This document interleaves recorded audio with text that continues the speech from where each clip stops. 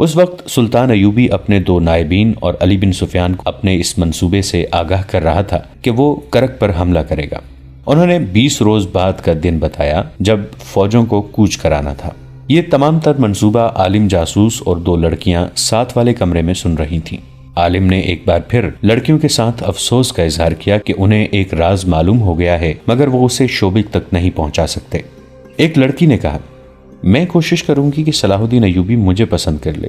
اگر تھوڑی سی دیر کے لیے بھی وہ مجھے اپنے ساتھ تنہائی میں رکھ لے تو میں اس سے رہائی پا لوں گی۔ مجھے امید ہے کہ میں اس کی عقل پر قبضہ کر لوں گی۔ معلوم نہیں اس نے ہمیں کیوں بلایا ہے، عالم جاسوس نے کہا۔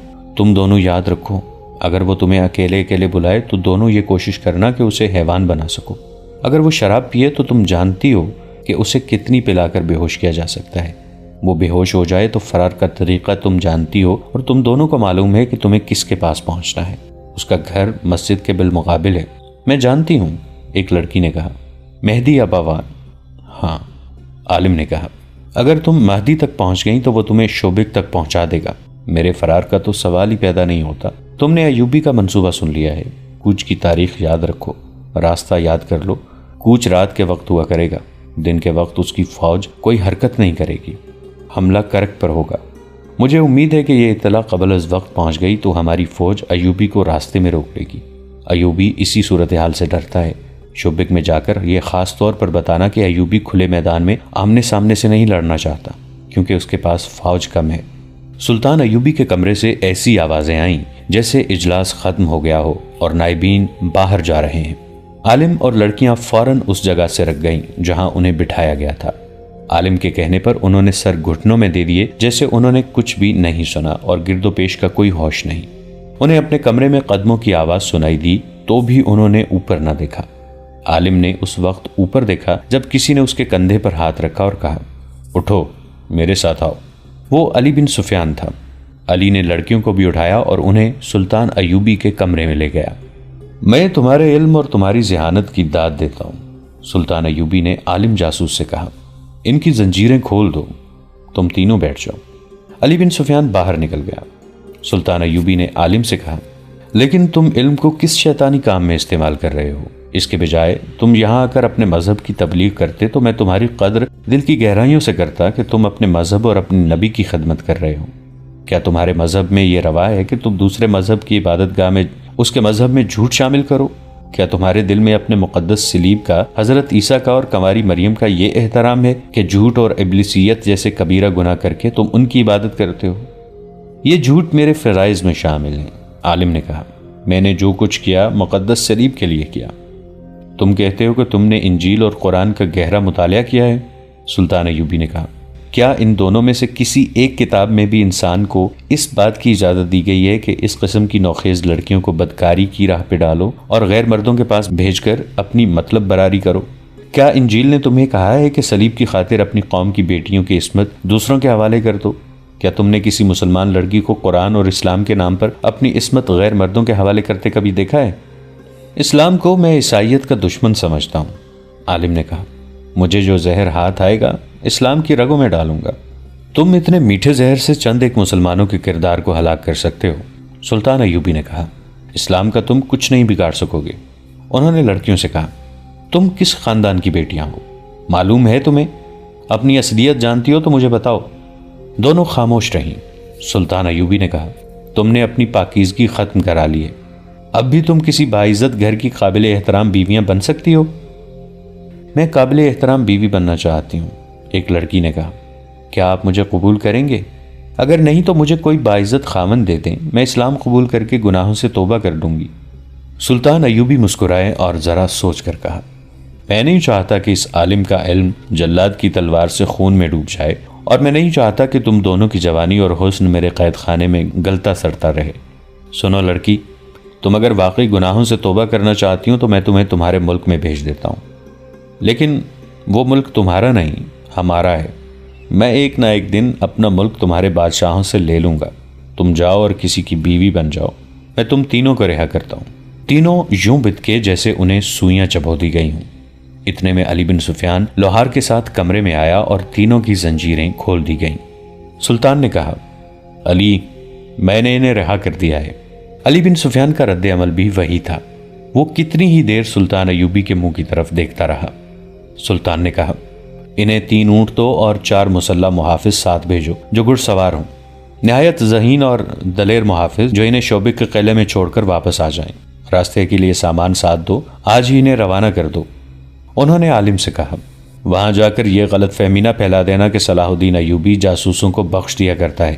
میں انہیں دانے کی طرح چکی میں پیس پیس کر مارا کرتا ہوں۔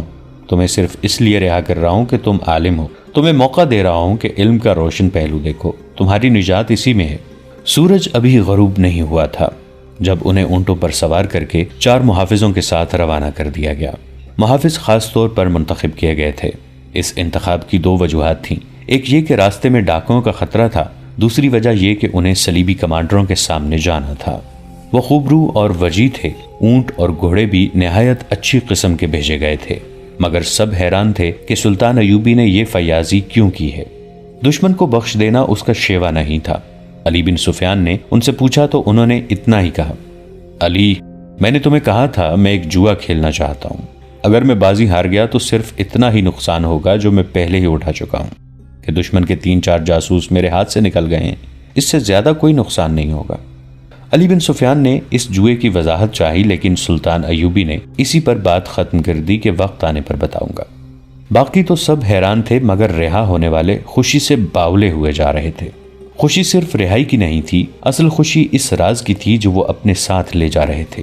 وہ قاہرہ شہر سے دور نکل گئے تھے، ان کے اونٹ پہلو بہ پہلو چل رہے تھے، 2 محافظ آگے تھے اور 2 پیچھے۔ عالم نے ان سے پوچھا تھا کہ وہ ان کی زبان سمجھتے ہیں؟ چاروں اپنی زبان کے سوا کوئی زبان نہیں جانتے تھے۔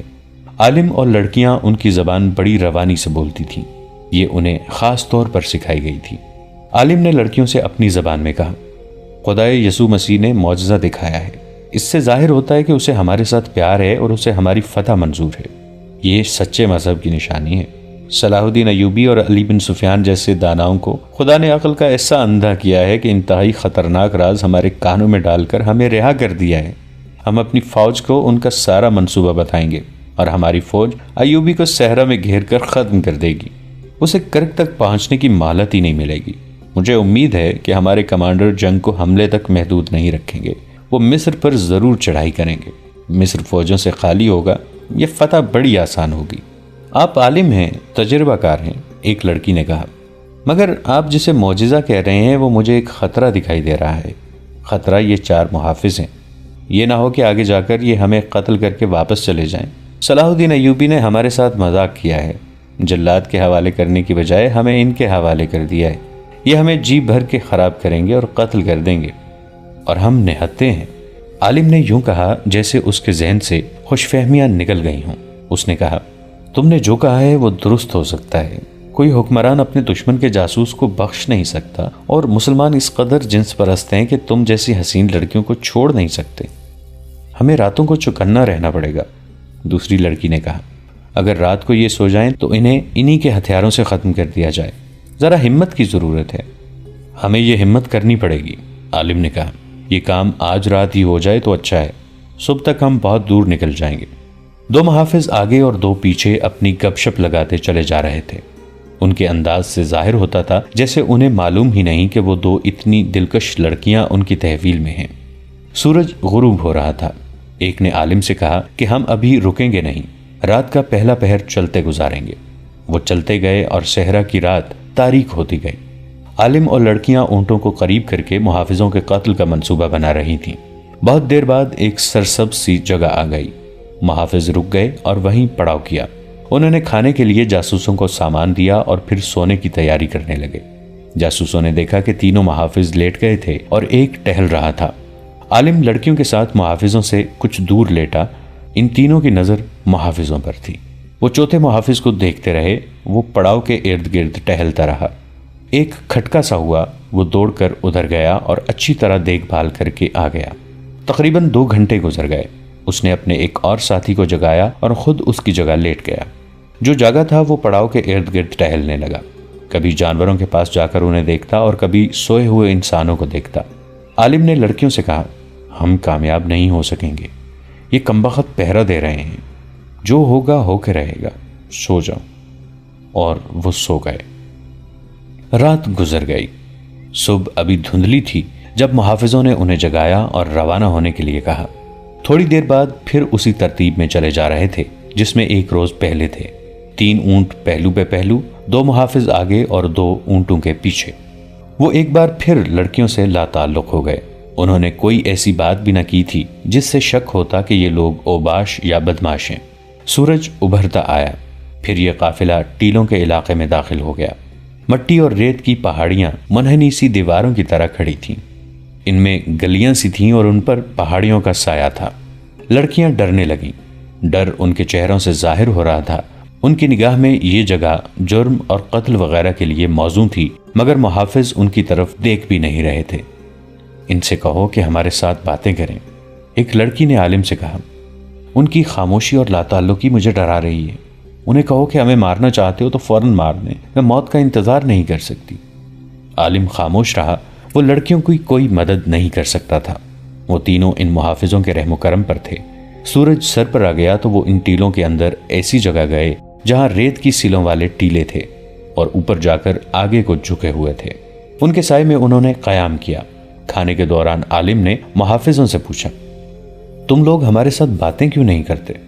جو باتیں ہمارے فرض میں شامل نہیں وہ ہم نہیں کیا کرتے، محافظوں کے کمانڈر نے جواب دیا اور پوچھا، اگر تم لوگ کوئی خاص بات کرنا چاہتے ہو تو ہم سنیں گے اور جواب دیں گے۔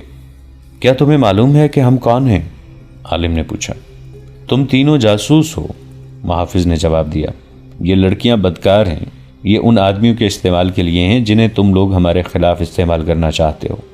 امیر مصر سلطان صلاح الدین ایوبی، اللہ اس کے نیک ارادوں میں برکت دے، نے تمہیں معلوم نہیں کیوں بخش دیا ہے۔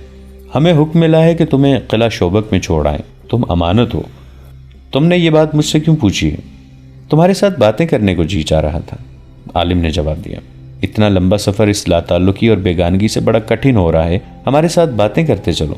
ہم سفر ہیں، محافظ نے کہا، لیکن ہماری منزلیں جدا ہیں، 2 روز بعد ہم جدا ہو جائیں گے۔ عالم جاسوس نے جیسے محافظ کا جواب سنا ہی نہ ہو۔ اس کی آنکھیں کسی دور کی چیز کو دیکھ رہی تھیں۔ وہ صحرا سے اچھی طرح واقف تھا، صحرا کے خطروں سے واقف تھا۔ اس کی آنکھیں حیرت اور غالباً ڈر سے پھٹتی جا رہی تھیں۔ محافظ نے اس کی طرف دیکھا جس طرف عالم دیکھ رہا تھا۔ محافظ کی بھی آنکھیں کھل گئیں۔ کوئی 200 گز دور ایک بلند جگہ 2 اونٹ کھڑے تھے۔ ان پر 2 آدمی سوار تھے جن کے چہروں اور سروں پر پگڑیاں لپیٹی ہوئی تھیں۔ اونٹوں کی ٹانگیں نظر نہیں آ رہی تھیں، وہ بلندی کے پیچھے تھیں۔ سوار خاموشی سے کھڑے محافظوں اور جاسوسوں کے قافلے کو دیکھ رہے تھے۔ ان کا انداز اور لباس بتا رہا تھا کہ وہ کون ہیں۔ جانتے ہو کہ یہ کون ہیں؟ محافظوں کے کمانڈر نے عالم سے پوچھا۔ صحرائی ڈاکو، عالم نے جواب دیا۔ معلوم نہیں کتنے ہوں گے، دیکھا جائے گا، محافظ نے کہا۔ اس نے اٹھتے ہوئے اپنے ایک ساتھی سے کہا، میرے ساتھ آؤ۔ وہ دونوں گھوڑوں پر سوار ہو کر ڈاکوں کی طرف چلے گئے۔ ان کے پاس تلواروں کے علاوہ برچھیاں بھی تھیں۔ انہیں اپنی طرف آتا دیکھ کر شتر سوار بلندی کے پیچھے غائب ہو گئے۔ وہ محافظ جو پیچھے رہ گئے تھے قریب کے ٹیلے پر چڑھ گئے۔ عالم نے لڑکیوں سے کہا، میرا خیال ہے تمہارا خدشہ صحیح ثابت ہو رہا ہے۔ یہ سلطان ایوبی کے بھیجے ہوئے آدمی معلوم ہوتے ہیں، ورنہ یہ محافظ اتنی دلیری سے ان کی طرف نہ جاتے۔ ایوبی تم دونوں کو بہت ذلیل کرانا چاہتا ہے۔ میرے لیے تو موت لکھی ہوئی ہے، تمہیں بڑی خوفناک سزا دی جائے گی۔ اس کا مطلب یہ ہے کہ ہم آزاد نہیں؟ ایک لڑکی نے کہا۔ ہم ابھی تک قیدی ہیں، یہی معلوم ہوتا ہے، دوسری لڑکی نے کہا۔ دونوں محافظ واپس آ گئے۔ ان کے ساتھی اور جاسوس ان کے گرد جمع ہو گئے۔ محافظوں کا کمانڈر جس کا نام حدید تھا انہیں بتانے لگا، وہ صحرائی قزاق ہیں، ہم ان سے مل آئے ہیں، ان کی تعداد معلوم نہیں ہو سکی۔ یہ دونوں جو ہمیں دیکھ رہے تھے کہتے ہیں کہ صبح سے ہمارا پیچھا کر رہے ہیں۔ انہوں نے مجھے کہا ہے کہ تم فوج کے آدمی اور مسلمان معلوم ہوتے ہو، لیکن یہ لڑکیاں مسلمان نہیں۔ یہ دونوں لڑکیاں ہمارے حوالے کر دو، ہم تمہیں پریشان نہیں کریں گے۔ میں نے انہیں کہا کہ یہ لڑکیاں کسی بھی مذہب کی ہوں، ہمارے پاس امانت ہیں، ہم جیتے جی تمہارے حوالے نہیں کریں گے۔ وہ مجھے سمجھانے کی کوشش کرتے رہے کہ ہم اپنی جانیں ضائع نہ کریں۔ میں انہیں کہہ آیا ہوں کہ پہلے ہماری جانیں ضائع کرو، پھر لڑکیوں کو لے کے جانا۔ اس نے عالم اور لڑکیوں سے پوچھا، تم کوئی ہتھیار استعمال کر سکتے ہو؟ ان لڑکیوں کو ہر ایک ہتھیار چلانے کی تربیت دی گئی ہے، عالم نے کہا۔ تمہارے پاس برچیاں ہیں، تلواریں بھی ہیں اور تیر کمان بھی ہیں، ان میں سے ایک ایک ہتھیار ہمیں دے دو۔ ابھی نہیں، حدید نے سوچ کر کہا۔ میں قبل از وقت تمہیں ہتھیار نہیں دے سکتا، اگر ڈاکوں سے ٹکر ہو گئی تو اس وقت دے دوں گا۔ ہمیں اس علاقے سے فوراً نکل جانا چاہیے، ان سے گھوڑوں اور اونٹوں پر لڑائی ہوگی تو یہ علاقہ موزوں نہیں، گھوڑے گھما پھرا کر لڑانے کے لیے یہ جگہ خراب ہے۔ وہ فوراً وہاں سے چل پڑے۔ محافظوں نے کمانیں ہاتھوں میں لے لیں اور ترکش کھول لیے۔ حدید آگے تھا۔ اسے اس کے ساتھی نے کہا، ان جاسوسوں کو ہتھیار دینا ٹھیک نہیں، آخر ہمارے دشمن ہیں، ہو سکتا ہے کہ ڈاکوؤں کے ساتھ مل کر ہمیں مار ڈالیں۔ عالم لڑکیوں سے کہہ رہا تھا، ان لوگوں کی نیت ٹھیک نہیں، انہوں نے ہمیں ہتھیار دینے سے انکار کر دیا ہے، ڈاکو ان کے اپنے آدمی ہیں، یہ تم دونوں کو ان کے حوالے کر دیں گے اور مجھے مروا دیں گے۔ دونوں کو ایک دوسرے پر بھروسہ نہیں تھا اور دونوں پر ڈاکوؤں کا ڈر سوار ہو گیا تھا۔ حدید نے اپنے محافظوں سے کہہ دیا تھا کہ کوئی نقاب پوش نظر آئے تو مجھے بتائے بغیر اس پر تیر چلا دو، ان کے ساتھ ٹکر ضرور ہوگی، دیکھنا یہ ہے کہ کب ہوگی اور کہاں ہوگی۔ وہ تیز رفتاری سے چلتے گئے۔ گھوڑوں اور اونٹوں کو آرام، چارہ اور پانی ملتا رہا تھا، اس لیے تھکن کا ان پر کوئی اثر نہیں تھا۔ ٹیلوں کا علاقہ بہت دور تک چلا گیا تھا، کئی جگہوں پر یہ قافلہ اونچے ٹیلوں کے درمیان آ جاتا تھا۔ حدید کو ڈر یہ تھا کہ ڈاکو اوپر سے تیر نہ برسا دیں۔ اس نے گھوڑوں کو ایڑ لگانے کو کہا اور جاسوسوں سے کہا کہ وہ بھی اونٹوں کو گھوڑوں کی رفتار پر کر لیں اور اوپر کو دیکھتے رہیں۔ وہ اس علاقے سے نکل گئے، کوئی ڈاکو نظر نہیں آیا۔ سورج نیچے جانے لگا تھا۔ ایک بار دور 2 اونٹ اسی سمت پر جاتے نظر آئے جدھر یہ قافلہ جا رہا تھا۔ قافلہ چلتا رہا، راستے میں ایک جگہ پانی مل گیا، انہوں نے جانوروں کو پانی پلایا، خود بھی پیا اور چل پڑے۔ سورج نیچے جاتا رہا اور افق کے پیچھے چلا گیا۔ شام تاریک ہوئی تو حدید نے قافلے کو روک لیا اور کہنے لگا، یہ جگہ لڑائی کے لیے اچھی ہے کیونکہ ارد گرد کوئی رکاوٹ نہیں۔ اس نے گھوڑوں کی زینیں کھول لیں تاکہ ضرورت کے وقت گھوڑے تیار ملیں۔ اونٹوں کو بٹھا دیا گیا۔ کھانا کھا کر حدید نے لڑکیوں کو اپنے درمیان لٹا لیا اور انہیں کہا کہ وہ ہوشیار رہیں۔ محافظوں سے کہا کہ وہ کمانیں تیار رکھیں، سوئیں نہیں، لیٹے رہیں۔ اسے یقین تھا کہ رات کو حملہ ضرور ہوگا۔ رات آدھی گزر گئی، صحرا پرسکون اور خاموش رہا۔ پھر اچانک ان کے گرد سیاہ بھوتوں جیسے بڑے بڑے سائے دوڑنے لگے۔ اونٹوں کے قدموں کی دھمک دھمک سنائی دے رہی تھی اور زمین ہل رہی تھی۔ اونٹوں کی تعداد 10 سے زیادہ معلوم ہوتی تھی۔ ان پر ایک ایک سوار تھا۔ وہ محافظوں وغیرہ کو دہشت زدہ کرنے کے لیے ان کے ارد گرد اونٹوں کو دوڑا رہے تھے۔ 3-4 چکر پورے کر کے ایک نے للکارا، لڑکیاں ہمارے حوالے کر دو، تم سے کچھ اور لیے بغیر ہم چلے جائیں گے۔ اس کے جواب میں حدید نے لیٹے لیٹے پہلا تیر چلایا، جسے تیر لگا اس کی بڑی زور کی آواز سنائی دی۔ دوسرے محافظوں نے بھی لیٹے لیٹے ایک ایک تیر چلایا۔ 2 اونٹ بلبلا کر بولے اور بے قابو ہو گئے۔ حدید نے لڑکیوں سے کہا، بھاگنا نہیں، ہمارے ساتھ رہنا۔ شتر سواروں میں سے کسی نے کہا، ٹوٹ پڑو، کسی کو زندہ نہ چھوڑو، لڑکیوں کو اٹھا لو۔ صحرا کی ریت اتنی شفاف ہوتی ہے کہ چاندنی نہ ہو تو بھی کچھ دور تک نظر آ جاتا ہے۔ شتر سوار اونٹوں سے کود آئے، پھر تلواریں اور برچیاں ٹکرانے کا اور دونوں فریقوں کی للکار کا شور رات کا جگر چاک کرنے لگا۔ کسی کو ایک دوسرے کا ہوش نہ رہا۔ حدید اور محافظ نے لڑکیوں کو اس طرح اپنے درمیان کر لیا تھا کہ محافظوں کی پیٹھیں لڑکیوں کی طرف تھیں۔ لڑکیوں نے کئی بار کہا کہ ہمیں بھی کچھ دو۔ حدید نے کہا، میری تلوار نکال لو۔ وہ خود برچی سے لڑ رہا تھا۔ ایک لڑکی نے اس کی نیام سے تلوار نکال لی اور دونوں محافظوں کے درمیان سے نکل گئی۔ دوستو، آج کے لیے اتنا ہی۔ اسی کہانی کی اگلی قسط کے ساتھ بہت جلد حاضر ہوں گے۔ نیچے کامنٹ سیکشن میں اپنی رائے کا اظہار ضرور کیجیے گا۔ ہمارے اس چینل کو سبسکرائب کر کے نیچے موجود بیل آئیکن کو بھی ضرور کلک کیجیے گا۔ اگلی ملاقات تک کے لیے ہمارا اور آپ کا اللہ نگہبان۔